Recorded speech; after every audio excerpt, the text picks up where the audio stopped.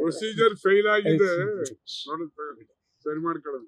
ಇವತ್ತೇನು ಈ ಭಾಗ್ಯಗಳನ್ನ ಸರ್ಕಾರ ನೀಡ್ತಾ ಇದೆ, ಇದನ್ನ ಏನೋ ಕಾಂಗ್ರೆಸ್ ಪಕ್ಷದ ವಂತಿಕೆ ಹಣದಲ್ಲಿ ಕೊಡ್ತಾ ಇರೋ ರೀತಿನಲ್ಲಿ ಇವರು ಬಿಟ್ಟು ಸ್ವೇಚ್ಛಾಚಾರವಾಗಿ 4 ತಿಂಗಳಿಗೆ 3 ತಿಂಗಳಿಗೆ ಯಾವ್ದಾದ್ರು ಒಂದು ಚುನಾವಣೆ ಬಂದಾಗ ಇವರು ಭಾಗ್ಯಗಳನ್ನ ಒಟ್ಟಿಗೆ ಕೊಟ್ಟು ಅದನ್ನ ಮತವಾಗಿ ಪರಿವರ್ತನೆ ಮಾಡ್ಲಿಕ್ಕೆ ಏನು ಈ ಸರ್ಕಾರ ಹೊರಟಿದೆ ಅದ್ರ ವಿರುದ್ಧವಾಗಿ ನಮ್ಮೆಲ್ಲರದು ಕೂಡ ಧ್ವನಿ ಅಂತಕ್ಕಂಥದ್ದನ್ನ ಹೇಳಲಿಕ್ಕೆ ಬಯಸ್ತೇನೆ. ಮೊದಲನೇದಾಗಿ ಇದಕ್ಕೊಂದು ಅವರು ನಿಗದಿ ಪ್ರತಿ ತಿಂಗಳು 1ನೇ ತಾರೀಕಿಂದ 5ನೇ ತಾರೀಕು ಎಲ್ಲಾ ಮಹಿಳೆಯರಿಗೂ ಕೂಡ ಹಣ ಹಾಕಬೇಕು ಅನ್ನೋದು ನಮ್ಮ ಒತ್ತಾಯ ಇದೆ.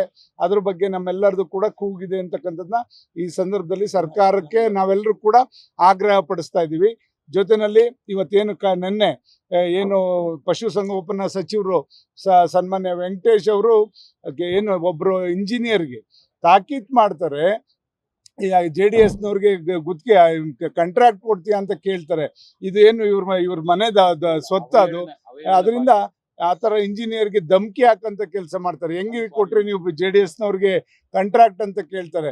ಇದು ಪಾರದರ್ಶಕವಾಗಿರ್ತಕ್ಕಂಥ ಒಂದು ಟ್ರಾನ್ಸ್ಪರೆನ್ಸಿ ಆ್ಯಕ್ಟ್ನಲ್ಲಿ ಇವತ್ತು ಆನ್ಲೈನ್ ಟೆಂಡರ್ನ ಕರೀತಕ್ಕಂಥ ವ್ಯವಸ್ಥೆ ಈಗಿರೋಂಥ ಸಂದರ್ಭದಲ್ಲೂ ಕೂಡ ಇವರು ಅದು ಕಡಿವಾಣ ಹಾಕಿ ಮೊಟಕುಗೊಳಿಸಿ ಇವರೇ ಇದನ್ನ ಬೇಕಾದವರಿಗೆ ಕೊಡೋವಂಥ ಕೆಲಸವನ್ನ ಮಾಡ್ತಾ ಇರ್ತಕ್ಕಂಥದ್ದನ್ನ ನಾವು ಖಂಡಿಸಿ ಇದನ್ನ ವಿರೋಧಿಸಿ ಆ ಸಚಿವರು ಅದನ್ನ ಮಾತನ್ನ ವಾಪಸ್ ತಗೋಬೇಕು, ಜೊತೆಗೆ ಕ್ಷಮೆ ಯಾಚಿಸಬೇಕು ಅಂತಕ್ಕಂಥದ್ದು ನಾವು ವಿಧಾನಸೌಧದ ಹೊರಗೆ ಮತ್ತೆ ಒಳಗಡೆ ಎರಡರಲ್ಲೂ ಕೂಡ ನಾವು ಪ್ರತಿಭಟನೆ ಮಾಡ್ತೀವಿ. ಜೊತೆಗೆ ಇವತ್ತು ಏನು ಮೈಕ್ರೋ ಫೈನಾನ್ಸ್ ಅಡಿನಲ್ಲಿ ಇವತ್ತು ಸಾಕಷ್ಟು ಒಂದ್ ಕಡೆ ಹೆಣ್ಮಕ್ಳಿಗೆ ದುಡ್ಡು ಕೊಡ್ತೀವಿ ಅಂತೀರಿ, ಇನ್ನೊಂದ್ ಕಡೆ ಎಲ್ಲ ಬ್ಯಾಂಕಲ್ಲೂ ಕೂಡ ನಮಗೆ NOC ಇಲ್ದಲೆ ಬೇರೆ ಬ್ಯಾಂಕ್ಗಳಲ್ಲಿ ಹಣ ಕೊಡಲ್ಲ ಯಾರು ಒಬ್ರು ಸಾಲ ತಗೊಳಕ್ ಹೋದ್ರೆ.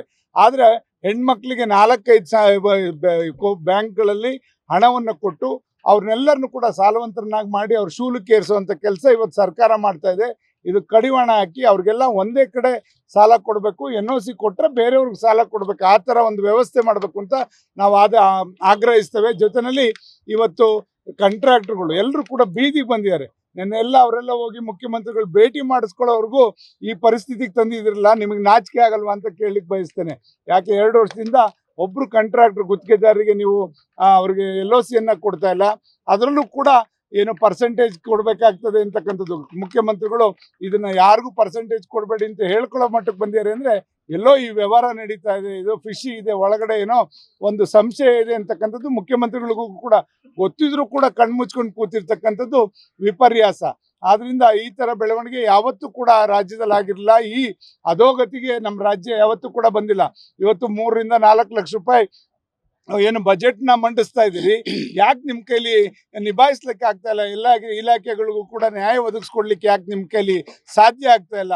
ಇರ್ತಕ್ಕಂಥದ್ದು 36,000 ಕೋಟಿ ಈ ಭಾಗ್ಯಗಳಿಗೆ ಕೊಟ್ಟು ಮಿಕ್ಕಿದ್ದನ್ನ ಹಣ ಎಲ್ಲಿಗೆ ಹೋಗ್ತಾ ಇದೆ, ಎಲ್ಲಿ ಹೋಗ್ತಾ ಇದೆಯಲ್ಲ, ದಯಮಾಡಿ ಇದೆಲ್ಲದಕ್ಕೂ ಕೂಡ ಕಡಿವಾಣ ಹಾಕಿ ರಾಜ್ಯದ ಬೊಕ್ಕಸದ ಹಣನ ನೀವು ಸರಿಯಾದ ರೀತಿಯಲ್ಲಿ ಎಲ್ಲ ಇಲಾಖೆಗೂ ಕೂಡ ಸಮರ್ಪಕವಾಗಿ ವಿತರಣೆ ಮಾಡುವಂಥದ್ದನ್ನ ಮಾಡಬೇಕು ಅನ್ನೋದು ನಮ್ಮೆಲ್ಲರ ಆಗ್ರಹ. ಜೊತೆಯಲ್ಲಿ SCPTSP ಏನು ಅದಕ್ಕೆ ಆ ಹಣವನ್ನ ನೀವು ಭಾಗ್ಯಗಳಿಗೆ ಕೊಡ್ತಾ ಇರ್ತಕ್ಕಂಥದ್ದು ಸರಿಯಲ್ಲ. ಆ ಸಮಾಜದ ಫಲಾನುಭವಿಗಳಿಗೆ ಕೊಡ್ತಕ್ಕಂಥ ಹಣನ ಅದಕ್ಕೆ ಕೊಡಬೇಕು ಅಂತಕ್ಕಂಥದ್ದು ನಮ್ಮೆಲ್ಲರ ಒತ್ತಾಯ ಇದೆ. ಇವತ್ತು ಆ ಹಣನೂ ಕೂಡ ಸರಿಯಾದ ರೀತಿಯಲ್ಲಿ ರಿಲೀಸ್ ಮಾಡಿಲ್ಲ. ಈಗಾಗಲೇ ಒಬ್ರು ಮಂತ್ರಿಗಳು ಜೈಲಿಗೆ ಹೋಗಿ ಬಂದಂಥದ್ದು ಕೂಡ ಅವಮಾನ ಹೊಂದಿದ್ರು ಕೂಡ ನಿಮ್ಗೆ ಇನ್ನೂ ಕೂಡ ನಾಚಿಕೆ ಆಗ್ತಾ ಇಲ್ವಾ ಸರ್ಕಾರಕ್ಕೆ? ದಯಮಾಡಿ SCPTSP ಹಣನ ಅದನ್ನ ನೀವು ನೇರವಾಗಿ ಆ ಸಮಾಜಕ್ಕೆ ಸಂಬಂಧಪಟ್ಟಂತವ್ರಿಗೆ ಕೊಡೋದಕ್ಕೆ ನಿಮ್ಗೇನು ಅವ್ರ ಮತ ಮಾತ್ರ ಬೇಕು, ನಿಮ್ಗೆ ಓಟಿಗೆ ಮಾತ್ರ ಅವ್ರು ಬೇಕು, ಇದಕ್ಕೆ ಮಾತ್ರ ಬೇಡವೆ ನಿಮ್ಗೆ? ಖಂಡಿತ ಇದೆಲ್ಲದನ್ನು ಕೂಡ ಮುಂದಿನ ದಿನಗಳಲ್ಲಿ ನಿಮ್ಗೆ ತಕ್ಕ ಪಾಠವನ್ನ ಇವತ್ತು ರಾಜ್ಯದ ಜನ ನೀಡ್ತಾರೆ ಅಂತ ಈ ಸಂದರ್ಭದಲ್ಲಿ ಇವೆಲ್ಲದನ್ನು ಕೂಡ ಸರಿಪಡಿಸೋ ನಿಟ್ಟಿನಲ್ಲಿ ಇವತ್ತು ಜನತಾದಳದ ಹೋರಾಟ, ಬೀದಿಗಿಳಿದು ಹೋರಾಟ ಮಾಡ್ತೇವೆ ಅಂತಕ್ಕಂಥದ್ದನ್ನ ಎಚ್ಚರಿಕೆಯನ್ನ ಹೇಳಲಿಕ್ಕೆ ಬಯಸ್ತೇನೆ.